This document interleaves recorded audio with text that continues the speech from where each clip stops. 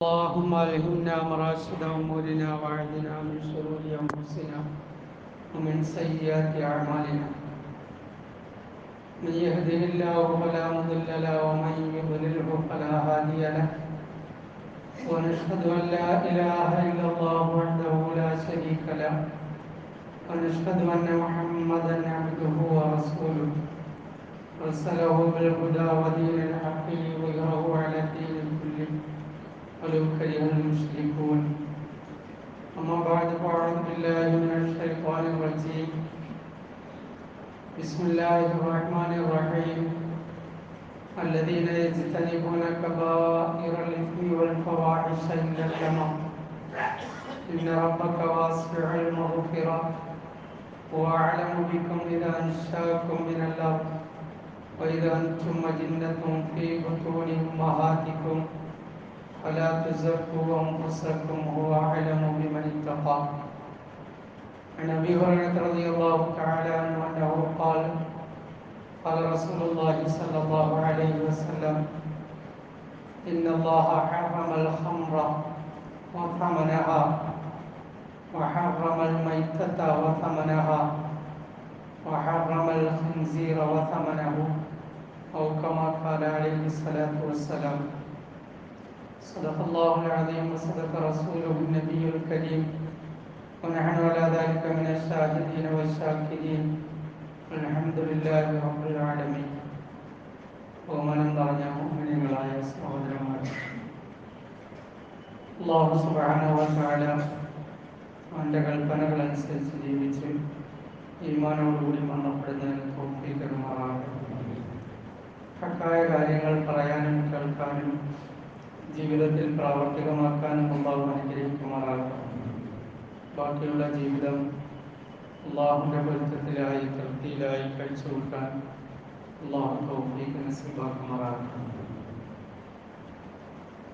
അല്ലാഹു തആല നമ്മൾക്ക് കടമയാക്കിയ ബാധ്യതകളെക്കുറിച്ചാണ് കഴിഞ്ഞ ആഴ്ച സൂചിപ്പിച്ചത്.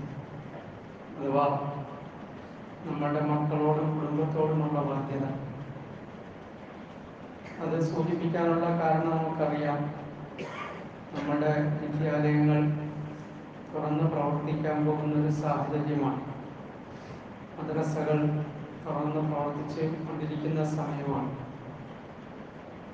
നമ്മുടെ മക്കളുടെ, നമ്മുടെ തലമുറയുടെ വിദ്യാഭ്യാസത്തിൻ്റെ കാര്യത്തിൽ ശ്രദ്ധിക്കുന്നതോടൊപ്പം അവരുടെ ഇസ്ലാമിൻ്റെ കാര്യത്തിൽ നമ്മൾ വളരെ ശ്രദ്ധ പതിപ്പിക്കണം. അത് പറയുന്നതിന് വേണ്ടിയാണ് ആ കാര്യങ്ങൾ സൂചിപ്പിച്ചത്. അതിനോടനുബന്ധമായി ചില കാര്യങ്ങളും ഓർമ്മപ്പെടുത്തണമെന്ന് ആലോചിക്കുകയാണ്. പരിശുദ്ധമായ ഇസ്ലാം എല്ലാ നിലയിലുള്ള വിദ്യാഭ്യാസത്തെയും അഥവാ മനുഷ്യന് ഉപകാരപ്രദമാകുന്നതിനെല്ലാം പ്രോത്സാഹിപ്പിച്ചിട്ടുണ്ട്. മനുഷ്യന് ഉപദ്രവകരമായ കാര്യങ്ങൾ പഠിക്കുന്നതിൽ മാത്രമേ ഉള്ളൂ ഇസ്ലാം വിലക്കിയിട്ടുള്ളൂ.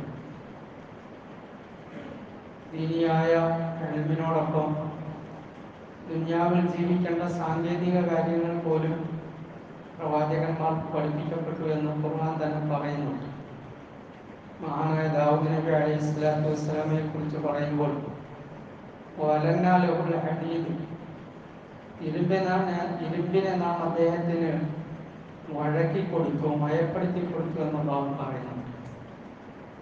ഇരുമ്പ് കൊണ്ട് ആയുധങ്ങൾ, പടച്ചട്ട ഉണ്ടാക്കി അതിൽ നിന്ന് സമ്പാദിച്ചാണ് ദാവൂദ് നബി മഈശത്ത് കണ്ടെത്തിയത്, ജീവിത വഴി കണ്ടെത്തിയത്. റസൂലുള്ളാഹി സ്വല്ലല്ലാഹു അലൈഹി വസല്ലം പറഞ്ഞു, ആരും ദാവൂദ് നബി അലൈഹി സ്വലാത്തു വസ്സലാം ഭക്ഷിച്ചതുപോലുള്ള പരിശുദ്ധമായത് ഭക്ഷിക്കുന്നില്ല. ഇന്ന ദാവൂദ് നബി അലൈഹി സ്വലാത്തു വസ്സലാം യഅ്കുലു മിൻ അമലി യദൈഹി, ദാവൂദ് നബി അലൈഹി സ്വലാത്തു വസ്സലാം സ്വന്തം കൈകൊണ്ട് അധ്വാനിച്ചാണ് അദ്ദേഹം ഭക്ഷിച്ചത്. അദ്ദേഹം കൊണ്ടപ്പണിയായിരുന്നു ചെയ്തത്. അപ്പോൾ ഖുർആനിൽ ഇങ്ങനെ നബിമാരുടെ സംഭവങ്ങൾ പരിശോധിച്ചാൽ ധാരാളമുണ്ട്. ഒരു ഉദാഹരണം പറഞ്ഞു എന്ന് മാത്രം. മനുഷ്യന് ജീവിക്കാൻ ഉപകരിക്കുന്ന ഏത് മാർഗങ്ങളും ഏത് സാങ്കേതിക വിദ്യകളും പഠിക്കാൻ ഖുർആൻ കൽപ്പിച്ചിട്ടുണ്ട്, പ്രോത്സാഹിപ്പിച്ചിട്ടുണ്ട്. നമ്മുടെ ഇന്നത്തെ ഭൗതിക വിദ്യാഭ്യാസത്തിൻ്റെ നമ്മുടെ കാഴ്ചപ്പാട് തന്നെയാണ്. എന്തിനാണ് പഠിക്കുന്നതെന്ന് ചോദിച്ചാൽ എനിക്ക് കുറേ വിവരം ഉണ്ടാകാനാണെന്ന് പറയുന്നവർ എത്ര പേരുണ്ടാവും. നല്ലൊരു ജോലി കിട്ടണം, നല്ലൊരു ഭാവി ഉണ്ടാകണം. ഇതാണ് ഏകദേശം ഒരു 90% ആൾക്കാരും ആ വിഷയത്തിൽ കാണുന്നത്, ചിന്തിക്കുന്നു. പ്രയാസമില്ലാതെ ജീവിക്കണം, എന്തെങ്കിലും ഒരു സർക്കാർ ഉദ്യോഗമോ അല്ലെങ്കിൽ അതിനേക്കാൾ വലിയ ഉയർന്ന ഉദ്യോഗമോ എന്തെങ്കിലും കരസ്ഥമാക്കണം, എന്നാണ് ചിന്ത. അതിനൊന്നും ഇസ്ലാമിൽ വിലക്കുമില്ല, വിരോധവുമില്ല. ഒരു മനുഷ്യന് ഇസ്സത്തോടെ ജീവിക്കുന്നതിനുള്ള ഏത് വിദ്യയും ഇസ്ലാം വിലക്കാത്തത് നേടുന്നതിന് ഒരു തടസ്സവും. ചെറുതാകട്ടെ വലുതാകട്ടെ എല്ലാത്തിനും പ്രോത്സാഹനം. ഇന്നത്തെ പ്രശ്നം എന്ന് പറയുന്നത് നമ്മുടെ വിദ്യാർത്ഥികൾ, നമ്മുടെ കലാലയങ്ങൾ ഇതിനെ വളരെ മോശമായ അവസ്ഥയിലേക്ക് കൊണ്ടുപോകാനുള്ള ശ്രമങ്ങൾ അകത്തു നിന്നും പുറത്തു നിന്നും നടന്നുകൊണ്ടിരിക്കുന്നു എന്നുള്ളത്. അകത്തുനിന്നും പുറത്തു നിന്നും നടന്നു. ഒന്ന്, കഴിഞ്ഞ ആഴ്ച ഞാൻ സൂചിപ്പിച്ചതുപോലെ വിദ്യാർത്ഥികളെ അവർക്ക് പഠിപ്പിക്കുന്ന പാഠഭാഗങ്ങൾ അല്ലെങ്കിൽ പാഠ്യപദ്ധതിയിൽ ഉൾപ്പെടുത്തിയിരിക്കുന്ന കണ്ടൻസുകൾ ഇതൊക്കെ പരിശോധിക്കുമ്പോൾ അത് വളരെ അറപ്പോടെ വെറുപ്പോടെ കാണേണ്ട പല കാര്യങ്ങളും പഠിപ്പിക്കപ്പെടും. അതിനോടൊപ്പം സാംസ്കാരികമായി ധാർമ്മികമായി മൂല്യമുള്ള ഒരു ജീവിതത്തിന് തടസ്സമാകുന്ന സംസ്കൃതി, അങ്ങനത്തെ ഒരു രീതി അവിടെ വളർത്തിയെടുക്കും. ആഗോളാടിസ്ഥാനത്തിൽ കാണുന്ന ഒരു പ്രതിഭാസമാണ് നമ്മുടെ നാട്ടിലും അത് വ്യാപിച്ചുകൊണ്ടിരിക്കും. മൂന്നാമത്തെ ഒരു പ്രശ്നം, പുറത്തുനിന്നും കലാലയങ്ങൾ കേന്ദ്രീകരിച്ച് അവിടുത്തെ വിദ്യാർത്ഥികളെ ലക്ഷ്യമിട്ട് ലഹരി മാഫിയ സർവ്വവ്യാപകമായി പ്രവർത്തിച്ചുകൊണ്ടിരിക്കും. ഇതൊന്നും നമ്മൾ കണ്ടില്ല എന്ന് നടിക്കരുത്, അങ്ങനെയൊന്നും ഇല്ല എന്ന് ചിന്തിക്കരുത്. സർവ്വവ്യാപകമായി പ്രവർത്തിച്ചുകൊണ്ടിരിക്കും. യഥാർത്ഥത്തിൽ ഒരു രാജ്യത്തിൻ്റെ അല്ലെങ്കിൽ ഒരു സമുദായത്തിൻ്റെ, ഒരു നാടിൻ്റെ സമ്പത്തെന്ന് പറയുന്നത് ഇവിടുത്തെ 4-5 പണക്കാരോ ഇവിടുത്തെ 5-6 മന്ത്രിമാരോ രാജ്യം ഭരിക്കുന്നവരോ ഒന്നുമല്ല. വളർന്നു വരുന്ന ഒരു തലമുറയും അവരെ വളർത്തിക്കൊണ്ടുവരുന്ന വിദ്യാഭ്യാസ കലാലയങ്ങളും ഇതൊക്കെയാണ് ഒരു രാജ്യത്തിൻ്റെ സമ്പത്ത്, ഒരു രാഷ്ട്രത്തിൻ്റെ നിലനിൽപ്പ്. അതൊന്നും ആർക്കും തർക്കമില്ലാത്ത കാര്യമാണ്. ആ വളർന്നു വരുന്ന തലമുറ എത്ര നല്ല ചിന്തയോടുകൂടി വളരുന്നു, അതനുസരിച്ച് ആ രാജ്യം, ആ സമൂഹം, ആ സമുദായം, ആ പ്രദേശം അതിന് ഉയർച്ചയുണ്ടാകും, അവിടെ സമാധാനം ഉണ്ടാകും. നേരെ തിരിച്ചാകുമ്പോൾ ആ രാജ്യം അത് മുഴുവൻ നാശമാകും. ഒരു കുടുംബം നശിക്കാൻ ലഹരി ഉപയോഗിക്കുന്ന ഒരുത്തൻ ഉണ്ടായാൽ മതിയാകും. ഒരുപാട് പേരൊന്നും ഉണ്ടാകും, ഒരു കുടുംബം കുളന്താണ്. അത്രയും വലിയൊരു വിപത്താണ്. അതിനെ എല്ലാ നിലയിലും ചെറിയ പ്രായം മുതൽ വളം വെച്ചു കൊടുക്കുന്ന രീതിയിൽ കലാലയങ്ങളുടെ ചുറ്റുവട്ടങ്ങളിലായി ലഹരി മാഫിയായും സ്കൂൾ തുറക്കുന്നതിനോടൊപ്പം അവരുടെ പ്രവർത്തനം തുറന്നിട്ടുണ്ടാകും. ഇന്നത്തെ തലമുറയുടെ, യുവാക്കളുടെ ഏറ്റവും വലിയൊരു പ്രതിസന്ധിയാണ്. മക്കളുടെ വളർത്തുന്ന വിഷയത്തിൽ രക്ഷകർത്താക്കളുടെ ഏറ്റവും വലിയ പ്രതിസന്ധിയാണ്. വിദ്യാർത്ഥികളുടെ വിഷയത്തിൽ അധ്യാപകരുടെ പ്രതിസന്ധിയാണ്. ശരിക്കും പരിശുദ്ധ ഇസ്ലാം ഈ ലഹരി ഉപയോഗത്തെ, മദ്യപാനത്തെ പരിചയപ്പെടുത്തുന്നത് ഉമ്മുൽ ഖബാഇസ് എന്നാണ്. എല്ലാ തിന്മകളുടെയും മാതാവ്. എല്ലാ തിന്മകളും അതുവഴി ഉണ്ടാക്കാൻ കഴിയും. നമ്മളെപ്പോഴും ജാഹിലിയത്തിനെ കുറിച്ച് വാചാലമായി സംസാരിക്കാറുണ്ട്, പറയാറുണ്ട്. അതായത് കനാന്തകാലത്തെ കുറിച്ച്, ആ കാലഘട്ടത്തെ കുറിച്ച്. പക്ഷെ ജാഹിലിയത്തിൽ പോലും ലഹരിയെ മോശമായി അക്കാലഘട്ടത്തിലെ ബുദ്ധിജീവികൾ കണ്ടിരുന്നു, മാന്യന്മാർ കണ്ടിരുന്നു. ഹാത്തമുത്തായി, അംറു ഇബ്നു നുഫൈൽ തുടങ്ങിയ ആൾക്കാർ ഈ സാധനം കാണുമ്പോൾ അവരതിനെക്കുറിച്ച് പറഞ്ഞിരുന്ന വാക്കുകൾ അറബിയിൽ കാണാൻ കഴിയും. ഏറ്റവും അപകടകാരിയായ ഒരു സാധനം എന്നാണ് അവർ അതിനെ പരിചയപ്പെടുത്തുന്നത്. കാരണം ബുദ്ധിയുള്ള മനുഷ്യർക്കെല്ലാം മനസ്സിലാവും. പരിശുദ്ധ ഇസ്ലാം ഇതിൽ മുങ്ങിപ്പൊളിച്ച ഒരു സമൂഹത്തെ അതിൽ നിന്നും പൂർണ്ണമായി മുക്തമാക്കി അവരെ പരിശുദ്ധിപ്പെടുത്തി. അതിനോടൊപ്പം പരിശുദ്ധിപ്പെടുത്താൻ സാധിക്കത്തില്ല. അതിൽ നിന്ന് മുക്തമാക്കിയാൽ മാത്രമേ പരിശുദ്ധിപ്പെടുത്താൻ കഴിയുകയുള്ളൂ. നബി സല്ലല്ലാഹു അലൈഹി വസല്ലമയുടെ അടുക്കൽ യമനിൽ നിന്നുള്ളൊരു മനുഷ്യൻ വന്നു. അദ്ദേഹത്തിന്റെ നാട്ടിൽ കുടിക്കുന്ന ഒരു പാനീയത്തെ കുറിച്ച് ചോദിച്ചു. അത് ചോളത്തിൽ നിന്നുണ്ടാക്കുന്നതാണ്. റസൂലുള്ളാഹി സ്വല്ലല്ലാഹു അലൈഹി വസല്ലം ചോദിച്ചു, അവ മുസ്കിറിൻ ഹുവ, അത് ലഹരി ഉണ്ടാക്കുന്ന സാധനമാണോ? അദ്ദേഹം പറഞ്ഞു, അതെ, ലഹരി ഉണ്ടാക്കുന്നതാണ്. നബി സല്ലല്ലാഹു അലൈഹി വസല്ലം പറഞ്ഞു, കുല്ലു മുസ്കിറിൻ ഹറാമുൻ, എല്ലാ ലഹരി ഉണ്ടാക്കുന്ന വസ്തുക്കളും അത് നിഷിദ്ധമാണ്, ഹറാമാണ്. അതിന്റെ കൂടിയ അളവും അതിന്റെ കുറഞ്ഞ അളവും. എന്നിട്ട് റസൂലുള്ളാഹി സ്വല്ലല്ലാഹു അലൈഹി വസല്ലം പറഞ്ഞു, അല്ലാഹു തആല ഒരു കരാർ എടുത്തിട്ടുണ്ട്. അല്ലാഹു തആല ഒരു കരാർ എടുത്തിരിക്കുന്നു. മൻ ശരിബൽ ഖംറ അൻ യസ്ഖിയഹു മിൻ ദീനത്തിൽ ഖിബാൽ, ആരെങ്കിലും ലഹരി പദാർത്ഥം ഉപയോഗിച്ചാൽ, മദ്യപിച്ചാൽ, അവനെ തീനത്തിൽ ഖിബാലിൽ നിന്ന് കുടിപ്പിക്കുമെന്ന് അല്ലാഹു കരാർ എടുത്തിട്ടുണ്ട്. സഹാബികൾ ചോദിച്ചു, യാ റസൂലല്ലാഹ്, അമ്മാ തീനത്തുൽ ഖിബാൽ, എന്താണ് ഈ തീനത്തുൽ ഖിബാൽ എന്ന് പറഞ്ഞാൽ എന്താ? നബി സല്ലല്ലാഹു അലൈഹി വസല്ലം പറഞ്ഞു, ഉസാത്തു അറഖു അഹ്ലിൻ നാരി ഔ ഉസാറത്തു അഹ്ലിൻ നാർ, ഇത് നരകവാസികളുടെ ചലമാണ്. ഇത് നരകവാസികളുടെ ഒഴുകി വരുന്ന ചീഞ്ചലമാണ്. ദുനിയാവിൽ ലഹരി ഉപയോഗിക്കുന്നവർക്ക് ആഖിറത്തിൽ അത് കുടിപ്പിക്കുമെന്ന് അല്ലാഹു കരാറെടുത്തിരിക്കുകയാണ്. ഇമാം മുസ്ലിം ഉദ്ധരിക്കുന്ന ഹദീസാണ്. റസൂലുള്ളാഹി സ്വല്ലല്ലാഹു അലൈഹി വസല്ലം യമൻകാരനായ ആ മനുഷ്യനോട് പറഞ്ഞ് അദ്ദേഹത്തെ ബോധ്യപ്പെടുത്തി അദ്ദേഹത്തിന്റെ നാട്ടിൽ പോയി പറയുന്നതിന് വേണ്ടി. എത്ര ഗൗരവമുണ്ട്! ഇസ്ലാം എത്ര ഗൗരവമായിട്ട് അതിനെ കാണുന്നു. ഇമാം തബറാനി ഉദ്ധരിക്കുന്ന ഒരു ഹദീസ്, ആ ഹദീസിന്റെ റാവികളെല്ലാം സഹീഹിന്റെ റാവികളാണ് എന്ന് പണ്ഡിതന്മാർ എഴുതിയിട്ടുണ്ട്. മഹാനായ ഇബ്നു ഉമർ റളിയല്ലാഹു അൻഹു പറയുകയാണ്, ജലസ അബൂബക്കർ സിദ്ദീഖ് റളിയല്ലാഹു അൻഹു ബഅദ വഫാത്തി നബി സല്ലല്ലാഹു അലൈഹി വസല്ലം. അബൂബക്കർ സിദ്ദീഖ് റളിയല്ലാഹു അൻഹു അല്ലാഹുവിന്റെ റസൂൽ സല്ലല്ലാഹു അലൈഹി വസല്ലമയുടെ വഫാത്തിന് ശേഷം സഹാബാക്കളോടൊപ്പം ഒരുമിച്ച് കൂടിയിരുന്നു. എന്നിട്ട് ചോദിച്ചു, അഅ്ളമുൽ കബാഇർ ഏതാണ്?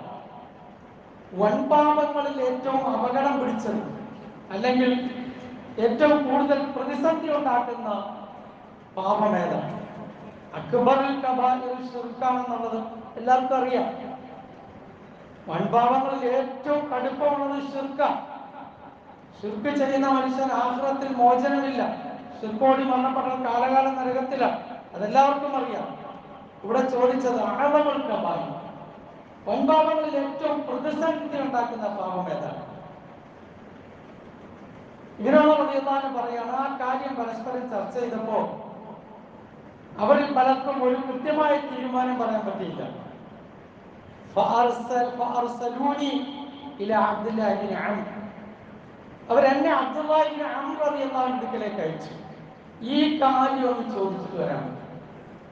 അബ്ദുല്ലാഹി ഇബ്നു അംർ റളിയല്ലാഹു അൻഹു എൻ്റെ അടുക്കൽ ചെന്നപ്പോൾ പറഞ്ഞു, അഅ്ളമുൽ കബാഇർ ശുർബുൽ ഖംർ, പാപങ്ങളിൽ ഏറ്റവും പ്രയാസം ഏറിയത്, കടുപ്പപ്പെട്ട ഒരു വല്ലാത്ത പാപമാണ് മദ്യപാനം, ലഹരി ഉപയോഗിക്കൽ. ഇബ്നു ഉമർ റളിയല്ലാഹു അൻഹു ഞാൻ തിരിച്ചു വന്നിട്ട് ഇത് പറഞ്ഞപ്പോൾ ഫഅൻകറു അലയ്യ ഫവസബു അലയ്യ, അവരത് സമ്മതിക്കാൻ തയ്യാറായില്ല, ഒരുപാട് വെച്ചു. അപ്പോൾ ഞാൻ പറഞ്ഞു കൊടുത്തു, നബി തങ്ങൾ സല്ലല്ലാഹു അലൈഹി വസല്ലം പറഞ്ഞ ഒരു ഹദീസ്, ഇന്ന മലിക്കൻ മിൻ ബനി ഇസ്രായീല, ഇസ്രായേൽ സമൂഹത്തിൽപ്പെട്ട ഒരു രാജാവ് ഒരു മനുഷ്യനെ പിടിച്ചുകൊണ്ടുപോയി. എന്നിട്ട് 3 പാപങ്ങൾ ചെയ്യാൻ അവരോട് കൽപ്പിച്ചു. ഇതിലേതെങ്കിലും ഒന്ന് ചെയ്തില്ലെങ്കിൽ നിന്നെ വലിച്ചു കളയുമെന്ന് പറഞ്ഞു. ഒന്നുകിൽ നീ മദ്യപിക്കണം, ലഹരി ഉപയോഗിക്കണം, അതല്ലെങ്കിൽ ഈ കാണുന്ന കുട്ടിയെ നീ വധിക്കണം, അതല്ലെങ്കിൽ നീ പന്നിമാംസം കഴിക്കണം. ഇത് 3 ചെയ്തില്ലെങ്കിൽ ഏതെങ്കിലും ഒരു പാപത്തിൽ നീ ഏർപ്പെട്ടില്ല, നിന്നെ കൊന്നുകളയുമെന്ന്. ഈ മനുഷ്യൻ സ്വാഭാവികമായും കുറച്ച് ലാഘവമാണെന്ന് തോന്നിയ മദ്യപാനം ഏറ്റെടുത്തു. അവനത് കുടിച്ച് ലഹരി ബാധിച്ചു കഴിഞ്ഞപ്പോ പിന്നെ ബാക്കി ഏതെല്ലാം കാര്യങ്ങൾ ചെയ്യാൻ പറഞ്ഞോ അതും കൂടെ ചെയ്യും. അപ്പൊ ഓരോ തെറ്റ് അടുത്തടുത്തടുത്ത തെറ്റുകൾക്ക് കാരണമാകുന്നു. എന്നിട്ട് ഇബ്നു ഉമർ റളിയല്ലാഹു പറഞ്ഞതുകൊണ്ട് അഅ്ളമുൽ കബാഇർ ഈ സാധനമാണ്, വൻപാപം. ലഹരി എന്ന് പറയുന്ന സാധനം ഒരു നജസ്സാണ്. അത് മദ്യമാണെങ്കിലും അത് പൊടിയാണെങ്കിലും അത് വലിക്കുന്നതാണെങ്കിലും അത് നജസ്സാണ്. നജസ് അകത്തേക്ക് പോയുള്ള അവസ്ഥ എന്താ? നജസ് അകത്തേക്ക് പോയി ഒരാൾ കാഷ്ടം കലക്കി അകത്തേക്ക് കുടിച്ചു, ഇതായിരിക്കും അവസ്ഥ. ഈ നജസിന്റെ ഒരു രീതി എന്ന് പറഞ്ഞാൽ അതിന്റെ എഫക്റ്റ് 40 ദിവസം വരെ. റസൂലുള്ളാഹി സ്വല്ലല്ലാഹു അലൈഹി വസല്ലം പറഞ്ഞു, മൻ ശരിബൽ ഖംറ വസകറ ലം തുഖ്ബൽ ലഹു സലാത്തു 40 സബാഹ. ഏതെങ്കിലും ഒരു മനുഷ്യൻ ലഹരി ഉപയോഗിച്ചു, അങ്ങനെ അവൻ ലഹരി ബാധിതനായാൽ 40 ദിവസം അവന്റെ ഇബാദത്തുകൾ സ്വീകരിക്കുകയില്ല. അതിനിടയിൽ അവൻ മരിച്ചാൽ അവൻ നരകത്തിൽ പ്രവേശിക്കും. അവൻ തൗബ ചെയ്താൽ അല്ലാഹു തആല തൗബ സ്വീകരിക്കും. എന്നിട്ട് ആ മനുഷ്യനെ പുറത്തു കൊടുത്ത് നന്നായി ജീവിക്കുന്നു നോക്കും. വീണ്ടും അവൻ അതിലേക്ക് മടങ്ങി, വീണ്ടും അവൻ മദ്യപിച്ചു, ലഹരി ഉപയോഗിച്ചു, അവൻ ലഹരി ബാധിതനായി. എന്നിട്ട് ലം തുഖ്ബല ലഹു സലാത്തു 40 സബാഹ. 40 ദിവസത്തേക്ക് അവന്റെ നമസ്കാരം, അവന്റെ ഇബാദത്ത് സ്വീകരിക്കപ്പെടുകയില്ല. ഫൈൻ മാത ദഖലന്നാർ. ആ അവസ്ഥയിൽ ആ മനുഷ്യൻ മരണപ്പെട്ടാൽ അവൻ നരകത്തിൽ പ്രവേശിക്കുന്നതാണ്. ഫൈൻ താബ താബല്ലാഹു അലൈഹി.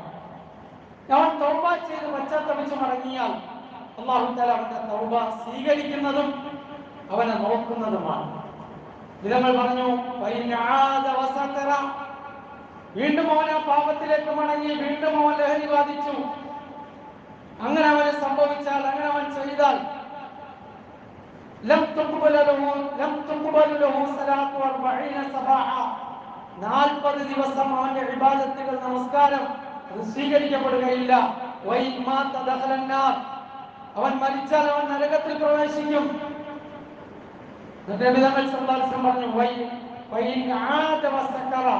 വീണ്ടും അവൻ അങ്ങനെ ചെയ്താൽ അല്ലാഹുവിന് ഒരു കരാറുണ്ട്, ആ മനുഷ്യനെ തീനത്തുൽ ഖിബാലിൽ നിന്ന് കുടിപ്പിക്കാൻ അല്ലാഹു കരാർ ചെയ്തിട്ടുണ്ട്. വീണ്ടും വീണ്ടും പോവുക, പിന്നെയും തൗബ ചെയ്യുക, പിന്നെയും കുടിക്കുക, പിന്നെയും തൗബ ചെയ്യുക, കുറച്ച് കഴിഞ്ഞ് പിന്നെയും കുടിക്കുക, പിന്നെയും തൗബ ചെയ്യുക. തീനത്തുൽ ഖിബാലിൽ നിന്നും അവനെ കുടിപ്പിക്കുന്നതാണ്. സഹാബികൾ ചോദിച്ചു, യാ റസൂലല്ലാഹ് വമാ തീനത്തുൽ ഖിബാൽ, എന്താണ് ഈ തീനത്തുൽ ഖിബാൽ? നബി സല്ലല്ലാഹു അലൈഹി വസല്ലം പറഞ്ഞു, ഉസാറത്തു അഹ്ലിന്നാർ ഔ അറഖു അഹ്ലിന്നാർ. അത് മുഴുവൻ നരകവാസികളുടെയും ചീഞ്ചലമാണ്. അതാണ് അവനെ കുടിപ്പിക്കുന്നത്. അല്ലാഹു കരാർ ചെയ്തിരിക്കുക. എത്ര അപകടമാണ് സഹോദരങ്ങളെ ഈ ലഹരി എന്ന് പറയുന്ന സാധനം. ചില്ലറ കാര്യമൊന്നുമല്ല. ഇത് കുടിച്ചിട്ട് ആ അവസ്ഥയിൽ ഒരു മനുഷ്യൻ മരണപ്പെട്ടു പോയാൽ അവന്റെ നമസ്കാരം സ്വീകരിക്കുകയില്ല, അവനെ നരകത്തിൽ പ്രവേശിപ്പിക്കും, അവൻ തീരത്തുൽ ഖിബാലിൽ നിന്ന് കുടിപ്പിക്കപ്പെടും. ഇത്ര താക്കീതാണ്. ഇതങ്ങൾ പറഞ്ഞു, മൻ കാന യുമിനു ബില്ലാഹി വൽ യൗമിൽ ആഖിർ, അല്ലാഹുവിലും അന്ത്യദിനത്തിലും ആര് വിശ്വസിക്കുന്നോ, ഫലാ യജ്ലിസു അലാ മാഇദത്തിൻ യുദാറു അലൈഹാ അൽ-ഖംർ, മദ്യം വിളമ്പുന്ന പാർട്ടികളിൽ അവൻ പങ്കെടുക്കാതിരുന്നുകൊള്ളട്ടെ, മദ്യം വിളമ്പുന്ന ഫംഗ്ഷനുകളിൽ അവൻ പങ്കെടുക്കാതിരിക്കട്ടെ, അങ്ങനെയുള്ള സുപ്രകളിൽ ഭക്ഷണ തലികയിലേക്ക് അവൻ പോകാതിരിക്കട്ടെ. കാരണം അത് ഉമ്മുൽ ഖബായിഅ, വൻപാപമാണ്.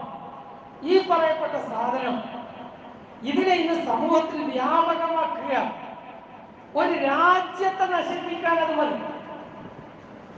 മനുഷ്യന്റെ ശത്രുക്കൾ, മനുഷ്യരുടെ ശത്രുക്കൾ, പിശാചിന്റെ കൂട്ടാളികൾ, ലോകത്തെ ഏറ്റവും വലിയ മാഫിയയായി ഇന്ന് പരന്ന് നടക്കുക. നിങ്ങളൊന്ന് ആലോചിച്ച് നോക്കി. പാതിരാത്രി ഏതെങ്കിലുമൊക്കെ യാത്ര കഴിഞ്ഞു വന്നാൽ ഈ റോഡിൽ കുറെ മനുഷ്യക്കോലങ്ങളെ കാണാൻ പറ്റും. കേരളത്തിൽ എവിടെ നോക്കിയാൽ മനുഷ്യക്കോലങ്ങൾ. 14, 15, 16, 17, 18, 19, 20 വയസ്സുള്ള ചെറുപ്പക്കാർ, കുട്ടികളാണ്. ചെറുപ്പക്കാർ തീരെ പ്രായം കഴിഞ്ഞവർ. എന്താന്ന് ചോദിച്ചാൽ കുന്തോന്ന് ചോദിച്ചു.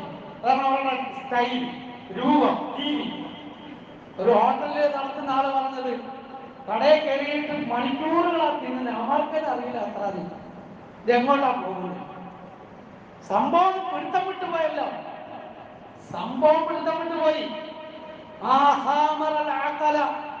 മനുഷ്യനാകുന്നത് എപ്പോഴാണ്? വെളുവെള്ളപ്പോഴാണ്.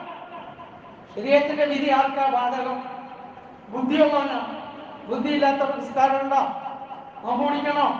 സക്കാത്ത് കൊടുക്കണോ? ഹജ്ജ് ചെയ്യണോ? ഇല്ല. ബുദ്ധിയുള്ളവർക്കാണ്. അത് മനുഷ്യന്റെ പ്രത്യേകതയാണ്, അവന്റെ അസ്തിത്വത്തിന്റെ പ്രത്യേകതയാണ്. ആ അസ്തിത്വം തകർക്കുക ആരുടെ? ഈ വളർന്നു വരുന്ന കൗമാരക്കാരുടെ, ഈ ചെറുപ്പക്കാരുടെ. കഴിഞ്ഞ ആഴ്ച തിരുവനന്തപുരം സിറ്റിയിലേക്ക് പോയപ്പോ ആ PMJ ഇപ്പുറത്തായിട്ട് സൈഡിൽ ഒരു നല്ല ഫാൻസ് ഷർട്ടുമൊക്കെ ഇട്ടിട്ട് ഒരു ചെറുപ്പക്കാരൻ ഇങ്ങനെ 10 മണിക്ക് പകല് അവൻ ഡാൻസ് കളിക്കുന്നു വണ്ടിയുടെ മുമ്പിൽ. എന്താ പൈസ കുറെ പേര് നോക്കിയിരിക്കുക. എന്താ നമ്മൾ എന്തോ അടിച്ചിട്ട് ചെയ്യുന്ന മനുഷ്യരെല്ലാതാകുന്നു. അതുകൊണ്ടാണ് ഉമ്മുൽ ഖബായിസ് എന്ന് പറഞ്ഞത്. ഇത് നമ്മുടെ സമുദായത്തിൽ നിന്ന് പുറകോട്ടൊന്നുമല്ല കേട്ടോ. ഇത്രയും ഗൗരവമായി പറഞ്ഞ ഈ സമുദായം നാർക്കോട്ടിക് ജിഹാദ് എന്ന് പറഞ്ഞ് നമ്മളുടെ മേൽ ആരോപണം ഉന്നയിച്ചില്ലേ? ലവ് ജിഹാദ് എന്ന് പറഞ്ഞ് നമ്മളുടെ മേൽ ആരോപണം ഉന്നയിച്ചില്ലേ?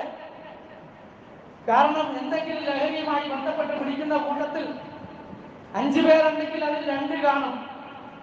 കാലേശുമാരി അനുസരിച്ച് നോക്കുന്ന അത് 2 പേര് കാക്കാടൻ കാണും. പിന്നെ അത് മതി, ആരാധന നോക്കണ്ടല്ലോ. ഒരു സമുദായത്തിന് മുഴുവൻ ഉപദ്രവിക്കുക. ഇതൊരു സമുദായത്തിലെ മനുഷ്യന്റെ ശത്രുവാണ്. പക്ഷേ വർഗീയത മുതലെടുക്കുന്നവർക്ക്, അത് പറഞ്ഞ് അധികാരത്തിൽ കയറാൻ ഉദ്ദേശിക്കുന്നവർക്ക് നമ്മളിന്ന് കാണുന്നുണ്ടല്ലോ, ഏറ്റവും എല്ലാ രീതിയിലുള്ള വർഗീയത എല്ലാവരും ഇറക്കുക. അത് ഉപയോഗിക്കുന്നവർക്ക് എന്ത് കിട്ടണമെന്ന് നോക്കിയിരുന്നപ്പോഴാണ് നാർക്കോട്ടിക് ജിഹാദ്. പരിശുദ്ധ ഇസ്ലാം 7 അയലത്ത് അടുപ്പിക്കരുത് എന്ന് പറഞ്ഞ ഒരു പാപത്തെ കുറിച്ച് അതിന്റെ ആൾക്കാരായിട്ട് സമുദായത്തിലെ ജിഹാദുകളെ ചേർത്ത് പറയുക. ആലോചിച്ച് നോക്കണം. ഇസ്ലാമിലെ ജിഹാദ് എന്ന് പറഞ്ഞാൽ ഇവിടെ സംഖ്യകൾ പറയുന്ന കാര്യമൊന്നുമല്ല, ആരെയും കൊല്ലാനും തല്ലാനുള്ള വാക്കുകളുമല്ല. അതിൻ്റെതായ മാന്യതയുണ്ട്. ഖുർആനിൽ പറയുന്ന കാര്യമാണ്. അത് ലോകത്ത് എവിടെയും പറയാൻ നമുക്കൊരു മടിയില്ല. ആ ഖുർആൻ 14 നൂറ്റാണ്ടായി നമ്മൾ ഓടിക്കൊണ്ടിരിക്കുക, ലോകം മുഴുവൻ ഓതുക. ആ വാക്കുകൾ ചേർത്തിട്ടാണ് ഈ പാവത്തെ ഈ സമുദായത്തിന് തലയിലേക്ക് കെട്ടിവെക്കുന്നത്. എന്താ കാരണം? സമുദായത്തിന് 5-ാമത്തിന് കിട്ടുമത്, 2-3 കിട്ടുമത്. സഹോദരങ്ങളെ, അത് ചെറിയ തലമുറയിലേക്ക് വരെ കൊണ്ടുവരുന്ന രീതി എല്ലാ പ്രദേശത്തും ഈ സംഭവം വ്യാപകമാണ്. അതുകൊണ്ട് ജാഗ്രതയോടുകൂടി നമ്മളുടെ മക്കളെ, നമ്മളുടെ തലമുറയെ നമ്മൾ സംരക്ഷിക്കണം. ഒരു ഭാഗത്ത് മദ്യം ഒഴുക്കി വിടുക, വീട്ടിലിരുന്ന് ഓർഡർ ചെയ്താലും വീട്ടിൽ കൊണ്ടുതരും. എന്നിട്ട് കുറെ കഴിയുമ്പോൾ 4 പേരടങ്ങിയ ഒരു പ്രചാരണം നടത്തുക, ഇതിന്റെ ക്യാമ്പയിൻ. ഇതൊന്നും വലിയ കാര്യമില്ല, നടത്തട്ടെ. പക്ഷെ ഈ സമുദായത്തിനൊരു ബാധ്യതയുണ്ട്. നമ്മുടെ നാട്ടിൽ കഴിഞ്ഞ വർഷം നടത്തിയിരുന്നു. ഇതെപ്പോഴും ഇതിന്റെ ഈ ഒരു ബോധവൽക്കരണം, ഒരു കണ്ണ് നമ്മുടെ വിദ്യാലയങ്ങൾ കേന്ദ്രീകരിച്ച് നമ്മളുടെ മക്കളുടെ വിഷയത്തിലുണ്ടാകണം. ആൺകുട്ടികൾ മാത്രമല്ല, പെൺകുട്ടികളും. പണ്ടത്തെ കാലഘട്ടത്തിൽ അങ്ങനെ വല്ല ചിന്തിക്കാൻ പറ്റുമോ? ഈ ലഹരി ഉപയോഗിക്കുന്നത് ആൺപിള്ളേർ മാത്രമൊന്നുമല്ല, കൊച്ചു പെൺപിള്ളേർ വരെ. കാരണം അതായിപ്പോയി ലോകം. ഒരു പൈശാചിക ലോകം എന്ന് പറഞ്ഞാൽ ഒട്ടും കുറവല്ല. അങ്ങനത്തെ അവസ്ഥയാണ് നിലനിൽക്കുന്നത്. എന്തുകൊണ്ടാണ് ഇത് സംഭവിക്കുന്നത്? അവർക്ക് ഒരു ഇച്ഛാശക്തിയില്ല. ദീനുൽ ഇസ്ലാമിന്റെ വിഷയത്തിൽ, ദീനിനെ മുറുകെ പിടിക്കണമെന്നുള്ള വിഷയത്തിൽ ഇച്ഛാശക്തിയില്ല. ആഖിറത്തിനെ കുറിച്ചുള്ള ഒരു ഓർമ്മയില്ല, അല്ലാഹുവിനെ കുറിച്ചുള്ള ഒരു ചിന്തയില്ല, നന്നാമത്തെ ജീവിതത്തെ കുറിച്ചൊരു ചിന്തയില്ല. എങ്ങനെയെങ്കിലും അടിച്ചു പൊളിച്ച് ജീവിക്കണം എന്നുള്ളൊരു ചിന്ത മാത്രം. അതെവിടെ എത്തിക്കുമെന്ന് പറഞ്ഞാൽ, സഹോദരങ്ങളെ, വലിയ അവസ്ഥയിലേക്ക് എത്തേണ്ട മനുഷ്യൻ പോരാട്ടയായിട്ട് കിടക്കുന്നതാണ് റോഡ് സൈഡിൽ. നല്ല ബുദ്ധിയുള്ള പിള്ളേർ, നല്ല ചിന്താശേഷിയുള്ളവർ. ഒരു മനുഷ്യൻ, ഒരു കുഞ്ഞ് ജനിച്ചു വീഴുമ്പോൾ എത്ര അനന്ത സാധ്യതയോടുകൂടിയാണ് ജനിച്ചു വീഴുന്നത്. ഒരു കുഞ്ഞ് ജനിച്ചു വീഴുന്നത് എത്ര അനന്ത സാധ്യതയുണ്ട്. നമുക്ക് ആർക്കെങ്കിലും നിർവചിക്കാൻ പറ്റുമോ ഈ ഇരിക്കുന്ന ഒരു കുഞ്ഞ് നാളെ ആരാകുമെന്ന്? അല്ലാഹു തആല വെച്ചിരിക്കുന്ന കഴിവുകൊണ്ട് രാജ്യത്തെ, ഒരു ലോകത്തെ നയിക്കാനുള്ള പ്രാപ്തിയും ശേഷിയും ആ ഒരു അസ്തിത്വമല്ലേ മനുഷ്യന് നൽകിയത്. അങ്ങനല്ലേ ഓരോ കുഞ്ഞും ജനിച്ചു വീഴുന്നത്. പക്ഷെ അങ്ങനെയുള്ള ബുദ്ധിയുള്ള ചിന്താശേഷിയുള്ള കുടുംബത്തിൽ പറഞ്ഞ നല്ല നല്ല മക്കളൊക്കെ സഹോദരങ്ങൾ IIT-യിലും NIT-യിലും ഒക്കെ പഠിക്കേണ്ട, IAS-ഉം അല്ലെങ്കിൽ അതുപോലുള്ളതൊക്കെ കരസ്ഥമാക്കേണ്ട അത്രയും ക്വാളിറ്റിയുള്ള കുട്ടികൾ ചെറുപ്പം മുതലേ ഇതൊക്കെ ഉപയോഗിച്ച് നാം പഠിച്ച് ഏതെങ്കിലുമൊക്കെ റെയിൽവേ സ്റ്റേഷനുകളിൽ ചുരുട്ടുകൂടി കിടക്കും, അല്ലെങ്കിൽ വീട്ടുകാരെ എങ്ങനെയെങ്കിലും ഒന്ന് തീർന്നു കിട്ടിയിരുന്നെങ്കിൽ എന്നിട്ട് ആകുന്ന അവസ്ഥയിലേക്ക് മാറും. അത്ര അപകടമാണ് ഈ സാധനം, അത്ര അപകടമാണ് ഈ സാധനം. അതുകൊണ്ടാണ് ഇസ്ലാം പറഞ്ഞത് ഉമ്മുൽ ഖബായിസ്, ഇത് പാപങ്ങളുടെ മാതാവാണ്. ഒന്ന് ചെയ്ത അടുത്തത് ചെയ്യും. പിന്നെ അവൻ ആരെ അറിയില്ല, അവൻ വാപ്പായം കൊല്ലും ഉമ്മായം കൊല്ലും, നാട്ടുകാർക്കാണ് ബോധമില്ല. സഹോദരങ്ങൾ, അതുകൊണ്ട് ആ വഴിക്ക് സമുദായം പോകരുത്, നമ്മളുടെ കുഞ്ഞുങ്ങൾ പോകരുത്. അതിനെ നിസ്സാരമായി കാണരുത്, ഇത് ചെറിയ കാര്യമാണെന്ന് വിചാരിക്കരുത്. ഈ നജസകത്തേക്ക് പോയാൽ പിന്നെ അവൻ പോയി തീർന്നു ഏർപ്പാട്. അത് പല കോലത്തിലാണെന്ന് വ്യാപകമായിക്കൊണ്ടിരിക്കുന്നു. ഇത് ഞാൻ പറയേണ്ട കാര്യമില്ല, എല്ലാവർക്കും അറിയുന്ന കാര്യമാണ്. ലഹരി മാഫിയ വ്യാപകമാണെന്നുള്ള കാര്യം എല്ലാ സ്ഥലത്തും പരന്ന് കയറിയിരിക്കുക. അത് പ്രത്യേകിച്ച് സ്കൂളുകൾ തുറക്കുമ്പോൾ കലാലയങ്ങൾ കേന്ദ്രീകരിച്ചും അതിന്റെ ചുറ്റുവട്ടങ്ങൾ കേന്ദ്രീകരിച്ചും ഇത്തരത്തിലുള്ള സാമൂഹ്യ ദ്രോഹികൾ, മനുഷ്യരുടെ ശത്രുക്കൾ, പിശാചിന്റെ ആൾക്കാർ അവരിങ്ങനെ പരന്ന് നടക്കണം. നമ്മളെ മക്കളെ സൂക്ഷിക്കണം, അവർക്ക് ബോധം കൊടുക്കണം. നബി സല്ലല്ലാഹു അലൈഹി വസല്ലം പറഞ്ഞു, നീ അല്ലാഹുവിനെ സൂക്ഷിച്ചാൽ അല്ലാഹു നിന്നെ സൂക്ഷിക്കും. അപ്പോൾ ഒരു കുഞ്ഞിനെ അല്ലാഹുവിനെ പറഞ്ഞ് വളർത്തി ഓർമ്മപ്പെടുത്തിയാൽ അല്ലാഹുവിന്റെ സംരക്ഷണം ഉണ്ടാവും. ദിനങ്ങൾ പറഞ്ഞു, നീ സുബഹി നമസ്കരിക്കുക, നീ അല്ലാഹുവിന്റെ ഉത്തരവാദിത്വത്തിലാകും.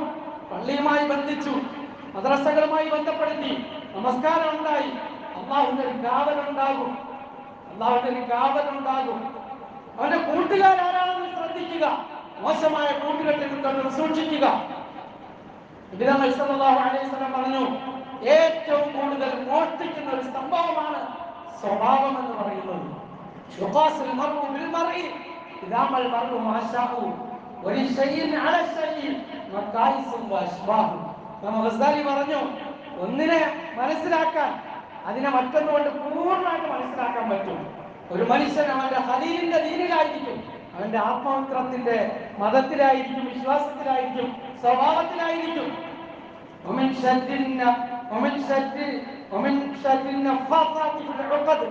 സൂറത്തുൽ നാസിൽ അല്ലാഹു പറഞ്ഞു, മിൻ ശർരിൽ വസ്വാസിൽ ഖന്നാസ് അല്ലദീ യുവസ്വിസു ഫീ സുദൂരിൻ നാസ് മിനൽ ജിന്നത്തി വന്നാസ്. ഹൃദയങ്ങളിൽ ഒളിഞ്ഞു വന്ന് ദുഷിച്ച ചിന്തകൾ ഇട്ടു തരുന്ന പിശാചിൽ നിന്നും നിങ്ങൾ കാവൽ ചോദിക്കണം. ആ പിശാച് മനുഷ്യരിലുമുണ്ട്.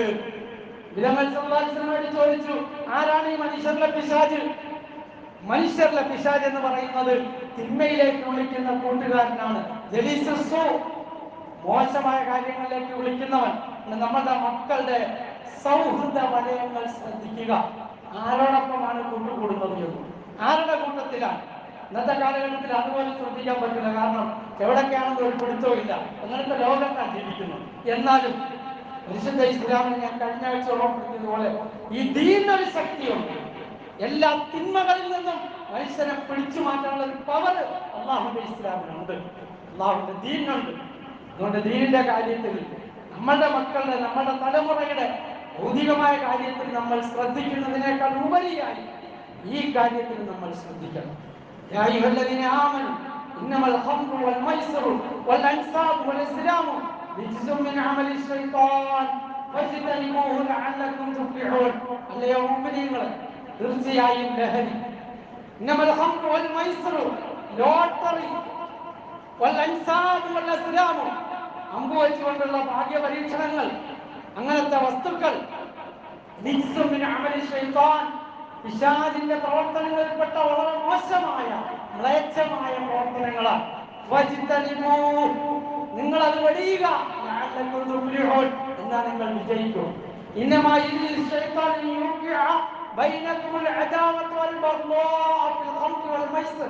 നിങ്ങളുടെ ഇടയിൽ ശത്രുത ഉണ്ടാക്കാൻ, നിങ്ങളുടെ സാമൂഹിക ജീവിതം തകർക്കാൻ, നിങ്ങളുടെ കുടുംബ ജീവിതം തകർക്കാനാണ് ഇബ്ലീസ് നിങ്ങൾക്ക് ലഹരി പദാർത്ഥത്തെ നിങ്ങൾക്ക് തൃപ്തികരമായി തോന്നിപ്പിക്കുന്നത്.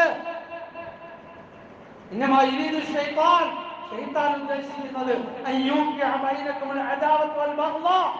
നിങ്ങളുടെ കോപവും കുഴപ്പവും പ്രശ്നങ്ങളും ശത്രുതയും. പാപ്പായോട് ശത്രുത, മക്കളോട് ശത്രുത, സഹോദരങ്ങളോട് ശത്രുത, കൊല്ലാൻ വരിക, തിന്നാൻ വരിക, ഇതാണ് പിശാചിന് വഴി ഉദ്ദേശിക്കുന്നത്. കൊണ്ടാണ് ഖുർആൻ പറഞ്ഞത് നിങ്ങൾ വെടിയുക. വേറെ ആയത്തിൽ അല്ലാഹു പറയുന്നുണ്ട് അല്ലദീന യജ്തനിബൂന കബായിറൽ ഇസ്മി വൽ ഫവാഹിഷ ഇല്ലൽ ലമം.